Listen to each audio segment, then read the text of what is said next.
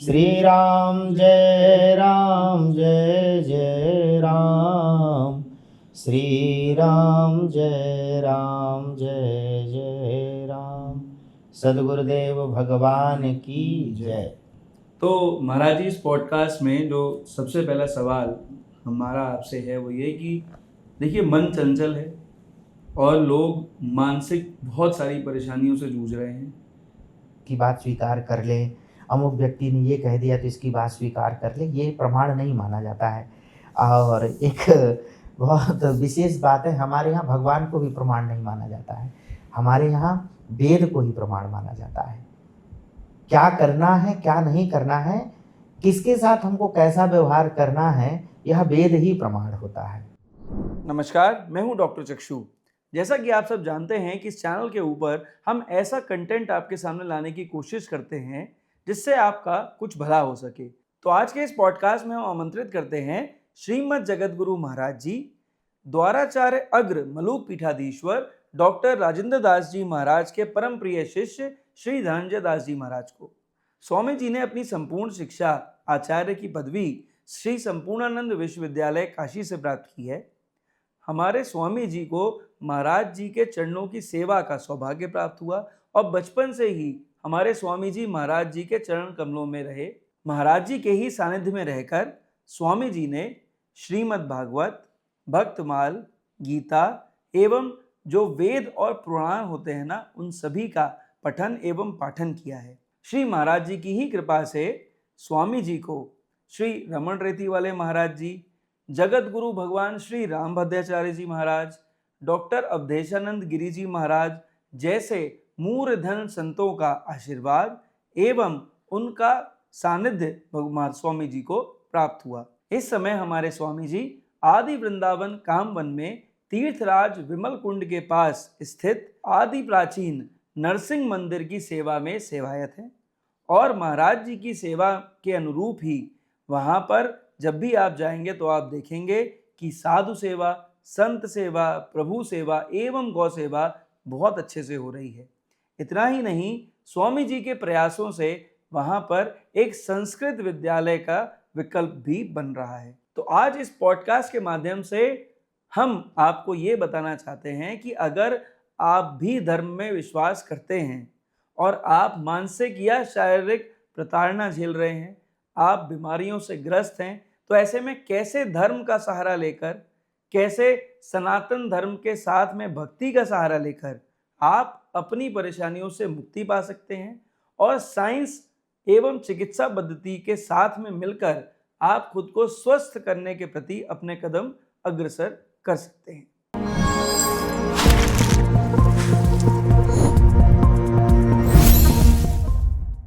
महाराज जी, सबसे पहले तो आपको चरण वंदन। आपका बहुत धन्यवाद कि आप इस कुटिया में पधारे। तो महाराज जी, आज के इस पॉडकास्ट में जो हमारी कोशिश है वो ये, हम जनता को ये बता पाएँ, जो लोग इस पॉडकास्ट को देखेंगे हम उन्हें ये बता पाएँ कि जो धर्म है, जो हमारा सनातन धर्म है, वो कम्प्लीटली साइंटिफिक है। और जिन लोगों को मन में ये भावना रहती है कि हम धर्म और साइंस को एक साथ लेके कैसे चलें, तो हम उसमें एक ब्रिज करने की कोशिश करेंगे कि अगर आपके मन में अच्छी भावना है तो आप धर्म और साइंस को एक साथ लेके चल सकते हैं। तो इसी कड़ी में महाराज जी, हमारी जो एक कोशिश है वो ये कि हम ये लोगों को बता पाएँ कि अगर आप मानसिक प्रताड़ना झेल रहे हैं, मानसिक किसी बीमारी से जूझ रहे हैं, साथ ही साथ अगर आप शारीरिक समस्याओं से भी जूझ रहे हैं, तो आपके माध्यम से मैं चाहता हूँ कि लोगों को पता चले कि कैसे धर्म, कैसे आध्यात्म आपको उस बीमारी से बाहर निकालने में मदद करता है और साथ ही साथ साइंस की भी पूरी सहायता करता है कि मरीज जो है खुद को ठीक कर सके। तो महाराज जी, पहले तो अनुमति चाहेंगे कि आप जो है हमें इस बारे में सभी लोगों को जानकारी दें। सबसे पहले तो जैसे कि हर चीज़ की शुरुआत प्रभु के नाम से होती है, तो महाराज जी एक प्रभु का नाम जो है सभी लोगों के सामने लिया जाए। सीतानाथ समारंभाम श्री रामानंदार्य मध्यमाम अस्मदाचार्य पर्यंताम वंदे गुरु परंपराम। भक्त भक्ति भगवंत गुरु चतुर नाम बपु एक, इनके पद बंदन किए, नासै विघ्न अनेक। श्री वृंदावन बिहारी लाल की जय। सद्गुरुदेव भगवान की जय। श्री राम जय जय राम। श्री राम जय जय राम। श्री राम जय जय राम। श्री राम जय जय राम। श्री राम जय जय राम। सद्गुरुदेव भगवान की जय।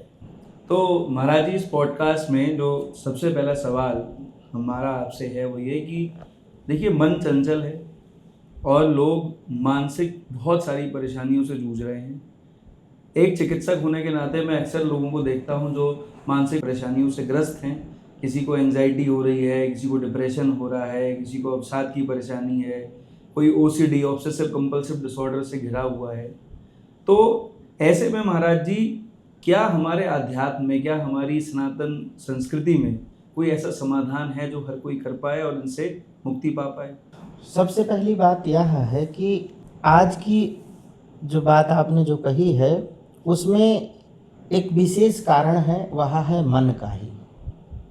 मन से ही यह सब निर्धारित चीज़ें होती हैं कि व्यक्ति को बीमारी तो शरीर के साथ है ही, वो तो होती हैं, लेकिन उसके साथ लड़ने में सामर्थ्यवान तभी वह व्यक्ति हो सकता है जब उसका मन उस प्रकार का सुरक्षित हो और स्वस्थ मन हो।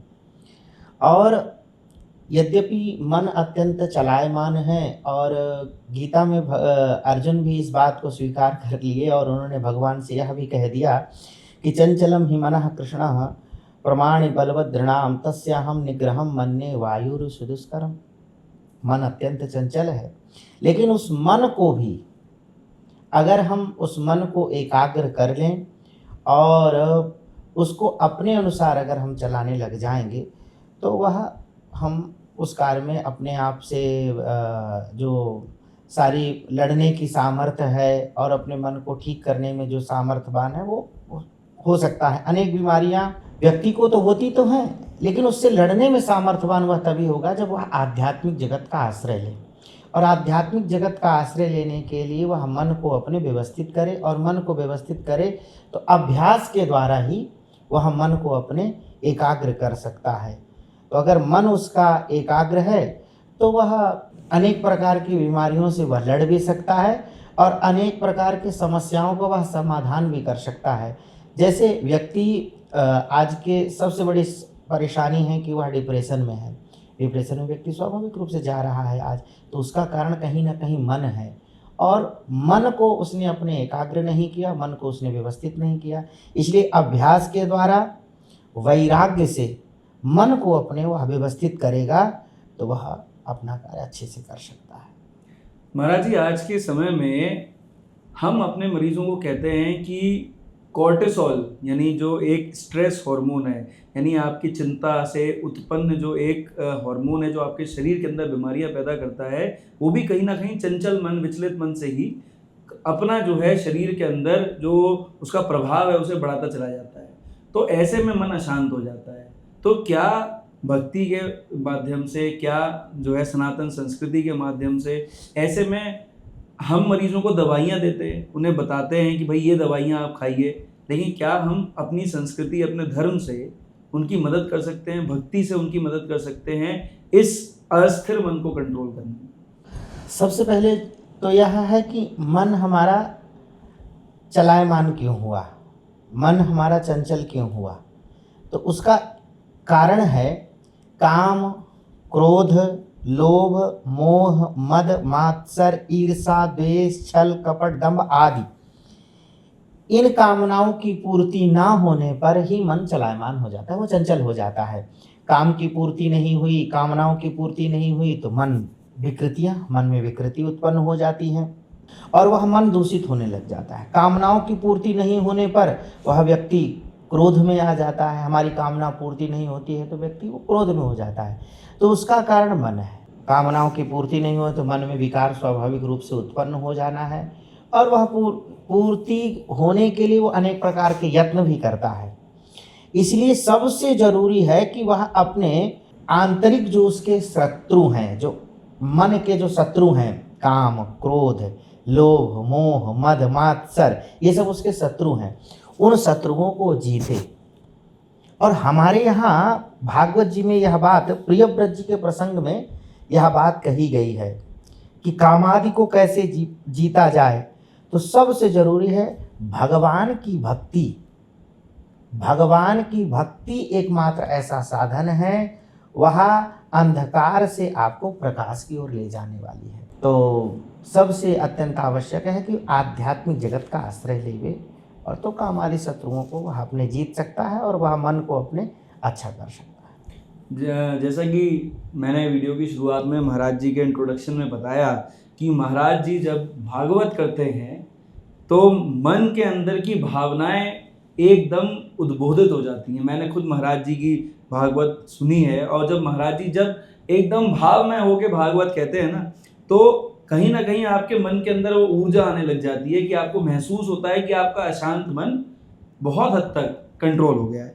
तो यहीं पर इसी क्रम में मैं महाराज जी से भागवत के संबंध में ही सवाल पूछना चाहूंगा कि महाराज जी, भागवत में भी आप बताते हैं कितने सारे पात्र हैं इनको विपरीत परिस्थितियां झेलनी पड़ी, प्रताड़नाएं झेलनी पड़ी, शारीरिक और मानसिक कष्ट उनको रहे। तो भागवत से इस समय, आज के समय में उन पात्रों से हमें क्या सीख लेनी चाहिए? भागवत के जितने भी भगवत भक्तों का जो चरित्र है, अन्य भी पुराण आदि में है, भक्तमाल में बहुत कुछ है, भक्तों का ही चरित्र है। उन्होंने अपनी विपरीत परिस्थितियों में अपना तो कल्याण ही चाहते, उसके साथ साथ उन्होंने कभी भी दूसरे के प्रति उस प्रकार की भावना उन्होंने नहीं रखी है। जैसे भागवत जी में ध्रुव जी का चरित्र है। ध्रुव जी के चरित्र में उनकी विमाता सुरुचि ने उनको दुर्वचनों का प्रयोग किया, लेकिन उनकी माता सुनीति ने योग्य शिक्षा दी है ध्रुव जी महाराज को। उन्होंने ध्रुव जी को योग्य शिक्षा दी और उन्होंने कहा, माँ मंगलम तात परेशु संस्था। हे पुत्र, तुम्हारी विमाता ने जो कुछ भी कहा है वह उसके लिए क्रोध करने की आवश्यकता नहीं है, उनके दुर्वचन नहीं है, वह तुम्हारे लिए कल्याणकारी ही है। और अपनी विमाता में दोष मत देखो, अपनी विमाता में आप दोष मत देखो, और तुमको परम वह आसन में, पिता के सिंहासन में बैठना है तो जाकर के भगवान की आराधना करो, और भगवान की आराधना करने वाले को सब कुछ प्राप्त हो जाता है। तो सबसे पहली बात यह है कि आप सदा सर्वदा पॉजिटिव ही देखें। नेगेटिव को भी आप पॉजिटिव तरीके से अगर देखेंगे और उसमें विचार करेंगे तो आपको वहाँ से भी आपको सकारात्मक ऊर्जा ही प्राप्त होगी। तो यद्यपि विमाता ने दुर्वचनों का प्रयोग किया, ध्रुव की विमाता ने, लेकिन उनकी माता सुनीति ने उनको वह दुर्वचनों को भी वह सुवचन बना करके उनका कल्याण कर दिया। और ध्रुव उन विपरीत परिस्थितियों में भी उन दुर्वचनों को भी उन्होंने स्वीकार करके और भगवत प्राप्ति उन्होंने कर ली। यद्यपि अगर उनकी विमाता उस प्रकार से ना कहती तो वह भगवान की प्राप्ति नहीं कर पाते, लेकिन उन्होंने दुर्वचन कहे, लेकिन उसको श्री ध्रुव जी महाराज ने सुवचन मान करके और भगवान की प्राप्ति कर ली। तो भगवत प्राप्ति के लिए ये सब साधन भी हैं जी।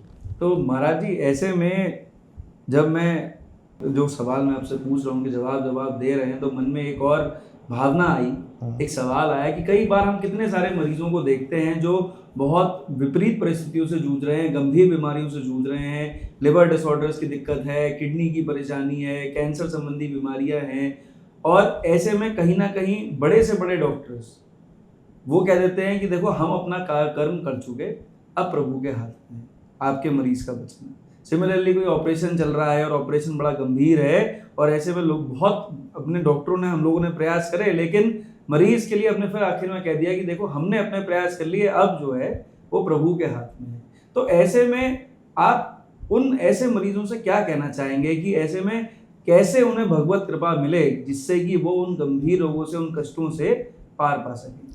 संसार में जो मनुष्य का जन्म है वह उसके प्रारब्ध संचित और क्रियमाण, ये 3 क्रियाएं व्यक्ति की होती हैं। उसका प्रारब्ध जिस प्रकार का होता है तो उसी प्रकार से उसको भोगना पड़ता है। जिसके प्रारब्ध में जो है वह आपको भोगना पड़ेगा। अनेक उदाहरण हैं भक्तों के। तो प्रारब्ध तो भोगना ही है, लेकिन जो भक्ति है वह आपको उन प्रारब्ध को भोगने में सहिष्णु कर देगी। जब आप भक्ति का आश्रय ले लेंगे तो आप प्रारब्ध तो भोगना ही है, लेकिन आपको उस प्रारब्ध भोगने में भक्ति आपको सहिष्णु हो जाएगी। उससे आप भोगने में प्रारब्ध भुगतना ही है, लेकिन आप जब भक्ति का आश्रय ले लोगे तो आपको वह भी, जैसे हम आपको एक बात बताएं, जैसे अनेक भगवान के भक्त हैं जिनके जीवन में बहुत सारे कष्ट आए, लेकिन उन्होंने भक्ति का आश्रय ले रखा था, तो वह कष्ट भी उनके लिए कल्याणकारी ही रहा। प्रारब्ध तो भुगतना है, लेकिन भक्ति का आश्रय लेकर के रहना ही चाहिए। जैसे हमारे यहाँ श्री मैत्रेय जी महाराज और विदुर जी के संवाद में भागवत जी में एक बात कही गई, और विदुर जी यह पूछते हैं कि भगवान, व्यक्ति कर्म तो करता है सुख प्राप्ति के लिए, लेकिन करता कर्म है सुख प्राप्ति के लिए, लेकिन उस कर्म के द्वारा उसको दुख ही प्राप्त हो जाता है। कभी ऐसा भी देखते हैं कि किया है सुख प्राप्ति के लिए, लेकिन उसको और उससे दुख मिल गया। इसका कारण क्या है? तब यद्यपि विदुर जी ने प्रश्न किया और विदुर जी ही उत्तर दे रहे हैं कि जो भगवत विमुख है, जो भगवान से विमुख है, उसको वह सदकर्म भी उसको दुख देने वाला होता है। वह सदकर्म भी उसको उससे दुख की ही प्राप्ति। लेकिन जो भगवत सम्मुख है, जो भगवत भक्ति करता है, तो उसको वह कर्म के द्वारा उसको सुख की ही प्राप्ति होती है। भागवत जी में ही ये बात स्पष्ट रूप से कुंती माता यद्यपि कहती हैं भगवान से कि हे भगवान जी हमको दुख दे दीजिए, वो कहती हैं कि हमको दुख दे दीजिए।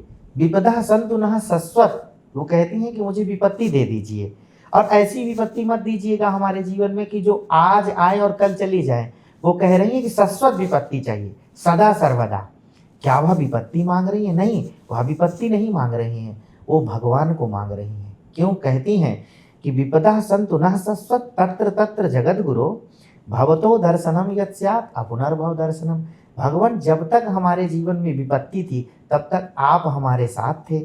आज विपत्ति नहीं है तो आज आप कह रहे हैं कि बुआ जी हम जा रहे हैं। तो मांग क्या रही है? बोली मांग रही विपत्ति।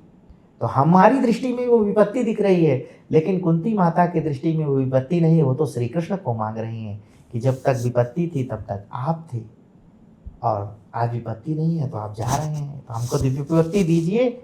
लेकिन वो विपत्ति नहीं है, वो श्री कृष्ण को मांग रही हैं।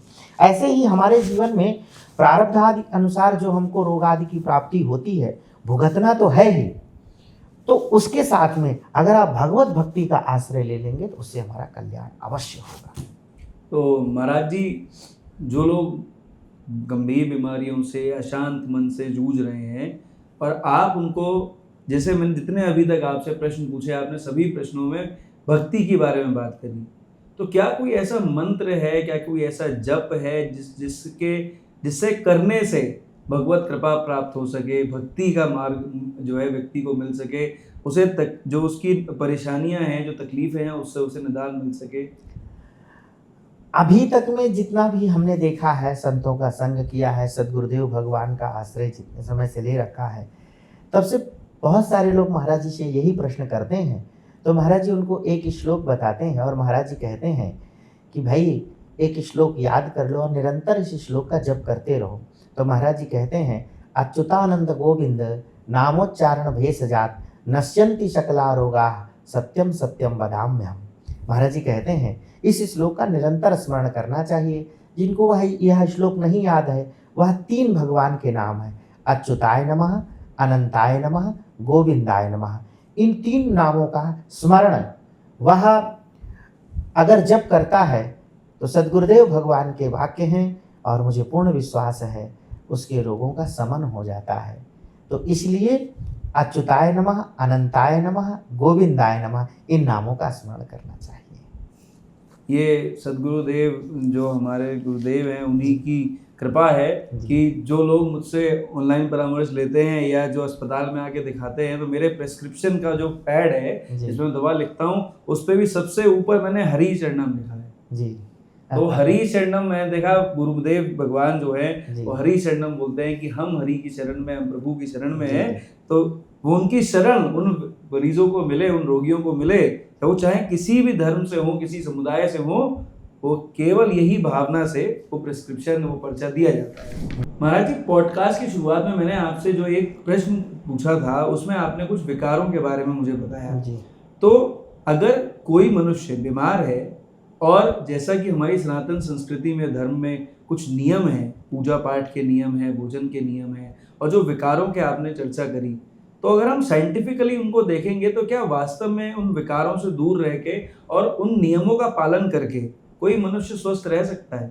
सबसे पहले तो हमारे यहाँ अगर विकार तो शरीर के स्वाभाविक गुण हैं, जैसे यह बात मतलब अत्यंत ही गुप्त बातें हैं, लेकिन एक बात यह कह दें कि महाराज जी, हमारे शरीर में काम है, काम एक विकार है, लेकिन वह विकार समाप्त हो जाए ऐसा कभी नहीं हो सकता है, क्योंकि जो काम है वह तो इस शरीर की उत्पत्ति काम से हुई है, माता पिता के द्वारा, काम के द्वारा ही शरीर की उत्पत्ति हुई है, तो काम नष्ट नहीं हो सकता है, कभी नष्ट नहीं हो सकता है। हाँ, लेकिन बस बात इतनी है, वह काम, वह क्रोध, वह लोभ, वह मोह, वह मद, वह मात्सर, वह ईर्षा, देश, छल, कपट, दंभ आदि ये सब विकार, यह अगर भगवदोन्मुखी कर दिया जाए, वह भगवान की ओर उसको जोड़ दिया जाए, संसार से वह संबंध तोड़ करके अगर भगवान की ओर वह जोड़ दिया जाता है, तो उससे स्वाभाविक रूप से कल्याण हो जाता है। जैसे गोप्यः कामात्, गोपियों ने भगवान को काम से भजा है। भयात् कंसः, भय से कंस ने भजा है भगवान को। भगवान को शत्रु मानता था तो उसको तो भय ही था, तो उससे भगवान भजा, तो उसका कल्याण तो हुआ ना। वृष्णिवंशियों ने भगवान को प्रेम से भजा, हमारे अत्यंत प्रिय हैं। यदुवंशियों ने हमारे अपने हैं, सुहृद हैं, उस प्रकार से भजा। जो जिस प्रकार से, ये कामना है, ये क्रोध है, लोभ है, किसी भी कामना से अगर वह कामना भी भगवदोन्मुखी हो जाएगी तो उसका कल्याण तो हो ही जाएगा। तो बस इन विकारों को समाप्त नहीं किया जा सकता है, बस उन विकारों को भगवान से जोड़ दिया जाए तो वह विकार भी हमारे कल्याणकारी हो जाते हैं। और जो सनातन संस्कृति में आपको जैसे नियम होते हैं कि आपको सूर्योदय से पहले उठना है, सूर्य को अर्घ देना है, पूजा, नित्य पूजन करना है, कर्म करना है, इन सब चीज़ों का भी क्या स्वास्थ्य पे प्रभाव, अच्छा प्रभाव पड़ता है? हमारे यहाँ जो है नियम क्या है, सबसे पहले जरूरी है कि हमको क्या करना है, क्या नहीं करना है, उसमें व्यक्ति प्रमाण नहीं हो सकता है कभी भी। हमारे यहाँ जहाँ अगर प्रमाण की बात की जाती है शास्त्रों में, तो हमारे यहाँ व्यक्ति को प्रमाण नहीं माना जाता है कि अमुक व्यक्ति ने ये कह दिया तो इसकी बात स्वीकार कर ले, अमुक व्यक्ति ने ये कह दिया तो इसकी बात स्वीकार कर ले, ये प्रमाण नहीं माना जाता है। और एक बहुत विशेष बात है, हमारे यहाँ भगवान को भी प्रमाण नहीं माना जाता है, हमारे यहाँ वेद को ही प्रमाण माना जाता है। क्या करना है, क्या नहीं करना है, किसके साथ हमको कैसा व्यवहार करना है, यह वेद ही प्रमाण होता है। किसके साथ हमको कैसा व्यवहार करना है उसमें वेद प्रमाण है, व्यक्ति प्रमाण नहीं हो सकता है। तो हमारा जीवन जो है ना, वैदिक रीति के अनुसार होना चाहिए। तो हमको कब उठना है, कब सोना है, कब जगना है, कब स्नान करना चाहिए, कैसा हमको वस्त्र पहनना चाहिए, किस प्रकार से हमको अपने माता के साथ व्यवहार करना चाहिए, पिता के साथ व्यवहार करना चाहिए, पत्नी के साथ व्यवहार करना चाहिए, पुत्री के साथ व्यवहार करना चाहिए, ये सब हमारे शास्त्रों में यह बात बताई गई है और उसका हमारे ऊपर प्रभाव भी पड़ता है। आप एक स्वाभाविक बात देखिए, हमारे यहाँ आयुर्वेद आदि में भी ये बात कही गई है कि कोई अगर अस्वस्थ व्यक्ति है और वह बीमार है तो उसको भी ब्रह्म मुहूर्त में उठा देना चाहिए, उसको सोने नहीं देना चाहिए। यद्यपि वो उठ नहीं सकता है लेकिन फिर भी उसको जगा दे, हाँ नेत्र खोल करके बैठो भैया। प्रातः काल का जो वातावरण होता है वह आरोग्यता प्रदान करने वाला होता है। तो ये हमारे शास्त्र में, आयुर्वेद आदि ग्रंथों में भी ये चीज़ लिखे हैं, प्रातः काल जगना चाहिए। कितने समय तक जग जाना चाहिए, कितने समय तक स्नान कर लेना चाहिए, हमारे शास्त्रों में यह सब बातें हमारी कही गई हैं। तो उससे स्वास्थ्य का प्रभाव पड़ता है। प्रभाव पड़ता है। जी जरूर। ये तो खैर जो है बाबा रामदेव जी जो है वो स्वयं इस चीज़ के लिए एकदम जैसे कहते हैं सजीव एग्जाम्पल हैं। बिल्कुल। ठीक है कि वो और एक बात ये कहेंगे कि अगर बाबा रामदेव जी की बात करें, स्वामी जी की बात करें, तो हम व्यक्तिगत उनके पास रह करके आए और हमने देखा है, यद्यपि उनकी उम्र इस समय 60 वर्ष से ऊपर है, लेकिन फिर भी प्रातःकाल में उनका नित्य नियम हमने देखा है स्वयं ही।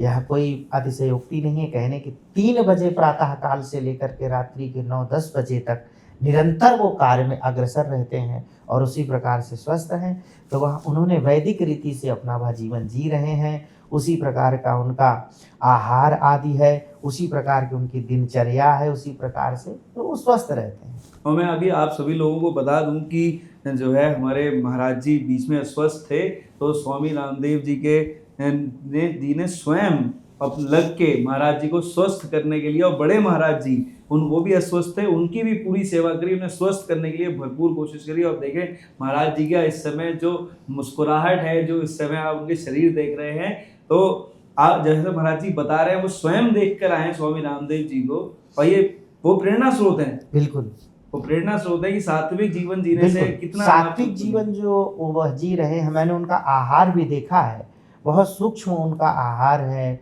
और आज भी इतनी उम्र में होने के बाद वह इतनी तेजी से दौड़ते हैं, उतना हम नहीं दौड़ पाए उनके संग में। हमने उनसे कहा भी कि नहीं महाराज जी आप धीरे धीरे दौड़िए, अभी अभ्यास करना है। तो अच्छा उनका जीवन है।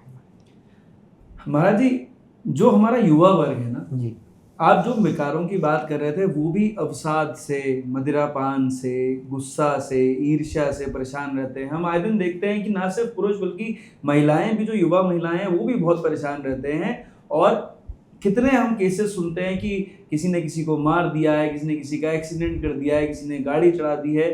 तो अब क्या कोई ऐसा श्लोक है, क्या कोई ऐसी वक्तत्व है गीता की जो, या भागवत की, जो हम उन्हें बता पाएं जिससे कि वो भी अपना कोई ये विकारों से कुछ मुक्ति पा सके और जीवन कुछ सार्थक कर सके? सबसे उत्तम है हमारे यहाँ परम पूज्य श्री स्वामी, हमारे ब्रज के रत्न ही हैं, परम पूज्य श्री प्रेमानंद बाबा महाराज। उन्होंने एक श्लोक अपने भागवत जी का श्लोक है उसका उच्चारण भी किया था उन्होंने, और कहा भी था कि कृष्णाय वासुदेवाय हरये परमात्मने प्रणतः क्लेशनाशाय गोविंदाय नमो नमः। यह अनेक प्रकार के रोगों की दवा है। ये श्लोक हमारे विकारों को शांत करने की दवा है, हमारे जीवन में आए हुए संकटों की ये दवा है, और वास्तविक एक महापुरुष की ये वाणी भी है, और हमारे भागवत में यह श्लोक भी है। तो उनकी वाणी का स्मरण करते हुए इस श्लोक का स्मरण सदा सर्वदा व्यक्ति को करते रहना चाहिए और चिंतन करते रहना चाहिए। कृष्णाय वासुदेवाय हरये परमात्मने प्रणतः क्लेशनाशाय गोविंदाय नमो नमः। इस श्लोक का निरंतर जप करते तो जो भी युवा वर्ग इस अभी पॉडकास्ट को देख रहा है, तो ये जो मंत्र है, मैं स्वयं आपको बता रहा हूँ कि जब भी मैं सुबह उठकर क्लिनिक जा रहा होता हूँ, तो भले ही मैं पूजा अगर नहीं भी कर पा रहा हूँ जल्दबाजी में, या मेडिकल कॉलेज की जल्दी है जब नहीं पूजा कर पा रहा हूँ, तो मैं गाड़ी में ही ये मंत्र जो है इसका जप करता हूँ। हरि शरणम और कृष्णाय वासुदेवाय हरे परमात्मने प्रणतः क्लेश नाशाय गोविंदाय नमो नमः, इसका जप करता हूँ। और विश्वास मानिए कि प्रभु कृपा इसी तरह बनी रहती है, संतों का साथ इसी तरह बना रहता है। तो महाराज जी अभी तक तो हम सात्विक जीवन और जो सनातन संस्कृति के बारे में बात कर रहे थे। जो भी लोग इस पॉडकास्ट को देख रहे हैं या मेरे चैनल के सब्सक्राइबर हैं, परिवार से जुड़े हुए लोग हैं, उनमें बहुत सारे ऐसे भी लोग हैं जो प्रभु को नहीं मानते, साइंस को मानते हैं। हो सकता है कुछ लोग यहाँ पर ऐसे भी हों जो इस पॉडकास्ट को देखने आए और वो यहाँ पर कुछ नेगेटिव कमेंट करें, हो सकता है, बिल्कुल पॉसिबल है, दुनिया है। तो जो नास्तिक लोग हैं, जो ईश्वर को नहीं मानते, अगर उनकी मनोस्थिति बिगड़ जाए, उन्हें कोई परेशानी होने लग जाए, उन्हें कोई मानसिक विकार हो जाए, तो क्या हमारे धर्म में कोई ऐसा समाधान है जो उस नास्तिक व्यक्ति की भी मदद कर सके? हमारे यहाँ आस्तिक और नास्तिक की परिभाषा जो कही गई है, वह जो भगवान को नहीं मानता उसको नास्तिक हमारे यहाँ नहीं कहते हैं।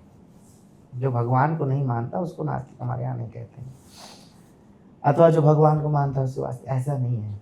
हमारे यहाँ जो पुनर्जन्म को नहीं मानता उसको नास्तिक कहते हैं। जो पुनर्जन्म को नहीं मानता है उसको नास्तिक हमारे यहाँ कहते हैं।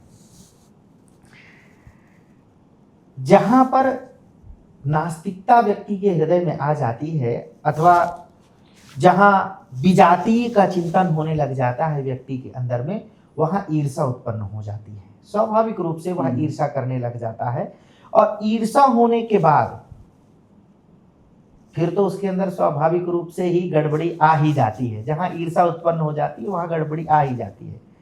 वो भगवान को नहीं मानता, ठीक है, नहीं माने, कोई बात नहीं है, लेकिन अपने कल्याण के लिए कुछ तो करेगा साधन, वो कुछ तो जिससे वो साधन करे जिससे उसका कल्याण हो जाए। हम एक बात आपको अवश्य में अभी कह दें कि भगवान का पूजन करने से अथवा भगवान को मानने से हमको क्या मिलता है क्या नहीं मिलता ये मैं नहीं जानता हूँ। माता पिता को प्रणाम करने से, भगवान को प्रणाम करने से, भगवान का नाम लेने से, भगवान का पूजा करने से हमको क्या मिलता है क्या नहीं मिलता ये भी मैं नहीं जानता हूँ। लेकिन एक बात मैं अवश्य में अपने मन में यह जानता भी हूँ और प्रयास भी रखता हूँ और मैं समझ भी रहा हूँ। जब मैं भगवान की पूजा करके, भगवान को प्रणाम करके, माला जप करके, उनको दीपक आदि नैवेद्य आदि लगा करके, उनको जब मैं भगवान को जल चढ़ा करके जब मैं बाहर निकलता हूँ तो मेरे हृदय में एक आत्मसंतुष्टि होती है। मेरा हृदय आत्मसंतुष्ट हो जाता है और मैं प्रसन्न हो जाता हूँ। क्या मिलेगा क्या नहीं मिलेगा ये सब मैं नहीं जानता हूँ, लेकिन मैं प्रसन्न हो जाता हूँ, मुझे आत्मसंतुष्टि मिलती है।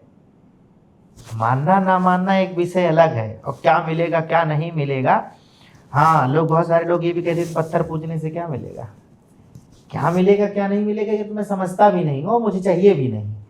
लेकिन जब मैं उनकी पूजा कर लेता हूँ तो मुझे आत्मसंतुष्टि मिलती है। चाहे वह नास्तिक हो और चाहे वह आस्तिक हो, अपने कल्याण का साधन उसको जरूर करना चाहिए। और आज नहीं तो कल उसको भी किसी न किसी सत्ता को उसको भी स्वीकार करना पड़ेगा। जैसे संसार में हमसे बड़ा कोई ना कोई तो है, उसका हम सम्मान तो करते ही हैं, और उसका अपमान हम करते हैं तो उसमें अगर सामर्थ्यवान है तो पता नहीं हमारे साथ क्या कर देगा। तो हम जानते हैं कि वह सामर्थ्यवान है तो हम उसी को ईश्वर मान लेते। क्या है, ईश्वर तो वही है जो सर्वसत्ता है। तो नास्तिक भी किसी न किसी को अवश्य में वो मानता है, लेकिन वह अपने बुद्धि में विकारों के उत्पन्न होने के कारण ही वह अपने को नास्तिक कहता है नहीं, वह भी नास्तिक नहीं, वह भी आस्तिक ही है, भगवान को मानता है। इसलिए भगवत चिंतन करना ही चाहिए। और भक्ति में जीव भगवान का अंग, मतलब वो शेष अंग ही होता है, और जो कुछ भी है संपत्ति सब रघुपति की यहाँ ही, सब भगवान की ही संपत्ति है। वो नास्तिक भी भगवान का ही है और वो आस्तिक भी भगवान का ही होता है। तो शोक और मोह जो कुछ भी है सब भगवान। तो महाराज जी, अब जब इतनी सारी बातें हमने करी हैं तो यहाँ पर देखिए, जब भी हम पॉडकास्ट करते हैं तो हम देखते हैं कमेंट्स आते हैं, वीडियोस में बनाता हूँ कमेंट्स आते हैं, नेगेटिव पॉजिटिव सब तरह के आते हैं। अब अभी आपने जिन लोगों की मदद करने के लिए जो भी अभी बातें कही, अगर उन्हें समझ में आई हो तो आत्मसंतुष्टि अगर आप कर लें, चाहे किसी को भी मान के करें, किसी भी तरह से करें, तो भी आपको कष्टों से मुक्ति मिल सकती है। आखिरी सवाल महाराज जी मेरा आपसे सिर्फ यही है और निवेदन भी है, मैं चाहता हूँ कि आप लोगों को बताएं कि आपके एक्सपीरियंस में, आपके अनुभव में, नाम स्मरण करने से, भक्ति करने से आज के ज़माने में जो लोगों को कष्ट रहे हों, आपने देखे हों उन्हें कष्ट रहे हों, मानसिक कष्ट रहे हों, प्रताड़ना रही हो, शारीरिक कष्ट रहे हों, क्या आज के समय में मॉडर्न साइंस के ज़माने में सिर्फ भक्ति करने से, नाम जप करने से, नाम स्मरण करने से क्या उनको कुछ फ़ायदा हुआ है, क्या उनको कुछ मिला है, उनकी तकलीफ़ों में निदान हुआ है? कोई सजीव अगर आप एग्जाम्पल सबसे बड़ा प्रमाण तो क्या है, सबसे बड़ा प्रमाण तो अर्जुन ही है। महाभारत का युद्ध है, अपनों के साथ युद्ध करना है, और वह धर्म युद्ध है, तो अपनों के साथ युद्ध करना है। उनको अवसाद हो गया, व्याकुल हो गए अर्जुन कि मैं अपनों के साथ युद्ध कैसे करूं। तब भगवान ने वहां पर कहा है, हे अर्जुन तुम्हारा कर्तव्य है, अपना कर्तव्य का पालन करो। संसार में आए हैं, संसार में जन्म लिया है, गृहस्थ धर्म में आए हैं, तो सब कुछ यहाँ पर धन आदि कमाना पड़ेगा, गृहस्थ धर्म का पालन करना ही पड़ेगा। तो ये सब करते हुए, जैसे भगवान ने अर्जुन से कहा, अर्जुन माम अनुस्मर युद्ध चा, मेरा स्मरण करते हुए युद्ध करो, वैसे ही प्रत्येक व्यक्ति को भगवान का स्मरण करते हुए और अपने कार्य का पालन करना चाहिए। जो भगवान ने हमको सेवा दे रखी है, जैसी सेवा भगवान ने दे रखी है, वो सेवा करता हुआ, निश्चल निष्कपट भाव से सेवा करता हुआ और भगवत स्मरण करता हुआ वह अपना जीवन जिएगा तो उसका सब कुछ अच्छा रहेगा। भगवत स्मरण करते हुए अपना जीवन जिए। जो भगवान ने कर्तव्य का पालन दिया वो कर्तव्य का पालन करे और भगवत स्मरण करते रहे तो उसका सब अच्छा हो जाएगा जीवन में। और ऐसा कोई भी संसार में ऐसा कोई भी नहीं है जिसने भगवत स्मरण किया हो और उसका कल्याण ना हुआ हो। एक भी उदाहरण ऐसा संसार में नहीं। हाँ, थोड़ा बहुत प्रारब्धजन्य कष्ट भोग मिल सकता है, लेकिन उसका अंत अच्छा ही होता है। तो महाराज जी, जैसे कि हम डॉक्टर होते हैं, हम वीडियोस बनाते हैं, लोगों को बताते हैं ये मरीज इस तरह से ठीक हुआ, सजीव एग्जाम्पल देते हैं या अपने एक्सपीरियंस बताते हैं, तो उसी तरह से मैं भी कुछ आपका या चाहता हूँ लोग भी सुने, कोई एक्सपीरियंस ऐसा सुने, किसी व्यक्ति विशेष के बारे में कोई ऐसी बात रही हो जो आपने स्वयं देखी हो कि उससे उसे या भगवत कृपा से उसको फायदा हुआ, इन बीमारियां थी, कष्ट था, शारीरिक मानसिक कुछ भी था, उसमें उसे इम्प्रूवमेंट आया। हम तो बहुत सारे ऐसे, हमारे सामने ऐसे बहुत से उदाहरण हैं जिनको अनेक प्रकार की बीमारियां थी और सद्गुरुदेव भगवान के कृपा करुणा से ही और संतों की कृपा से उनका स्वास्थ्य भी ठीक हो गया और अत्यंत वो स्वस्थ हैं और अच्छे भी हैं और आज वह खूब सेवा भी कर रहे हैं। ऐसे बहुत से लोग हैं हमारे यहाँ। जैसे हमारे यहाँ भागवत जी में गोपी गीत कहा गया है, गोपियों ने गीत गाया है।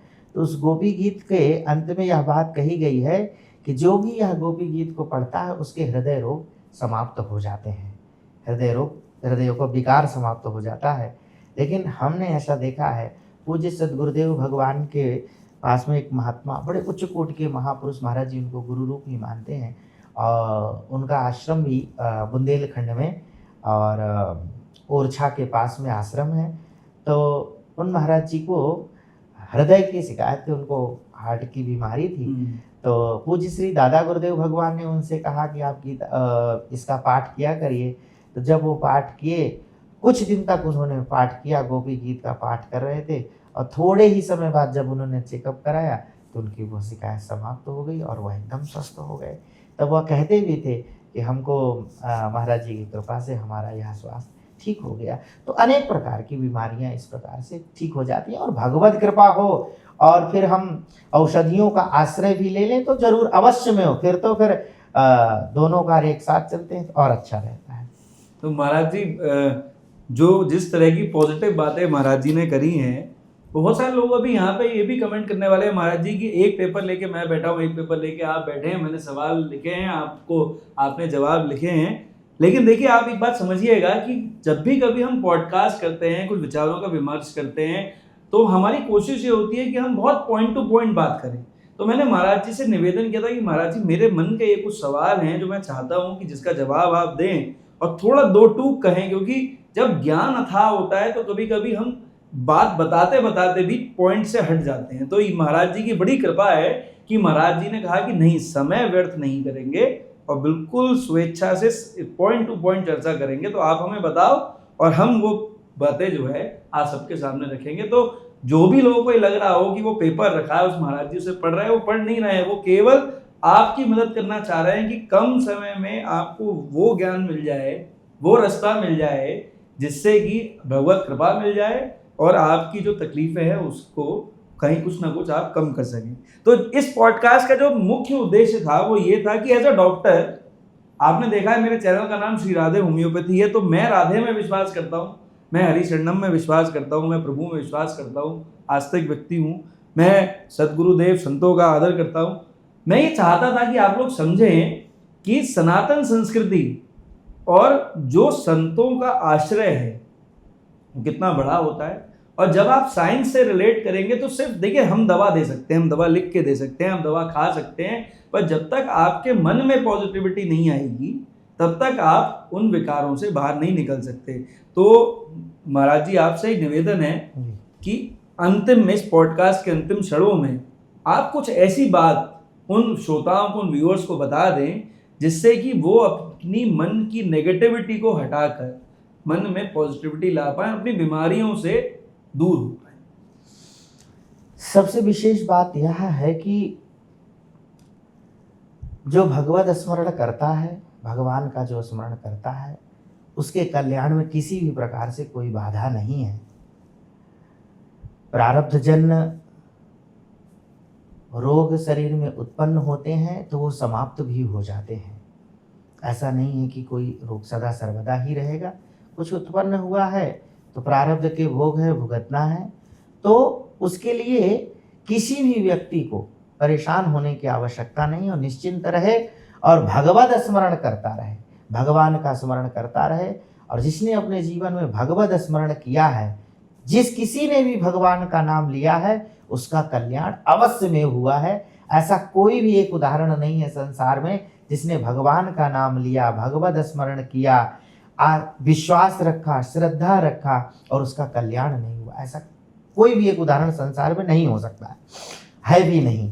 तो इसलिए आप सब भगवत स्मरण करते हुए अपने जीवन को जिएं। हमारे जीवन में सात्विकता हो, हमारे जीवन में किसी भी प्रकार का कोई दोष ना आए, और कदाचित कोई दोष हो तो वह शीघ्र से शीघ्र नष्ट हो जाए और हम भी उन दोषों से दूर होने का प्रयास करें। किसी भी प्रकार का कोई विकार है, उन विकारों को भी नष्ट करने का प्रयास करें और भगवत स्मरण करते रहें और भगवान का स्मरण करते रहें। बस उससे ही हमारा कल्याण आ जाएगा। और पॉडकास्ट के आखिरी में महाराज जी, मैं क्षमा प्रार्थी हूँ कि मैं वैसे तो हमेशा कोशिश करता हूँ कि महाराज जी के चरणों में रहूँ, लेकिन आज पॉडकास्ट के समय पे महाराज जी के बराबर कुर्सी पे बैठने में मुझे थोड़ी सी झेप हो रही थी।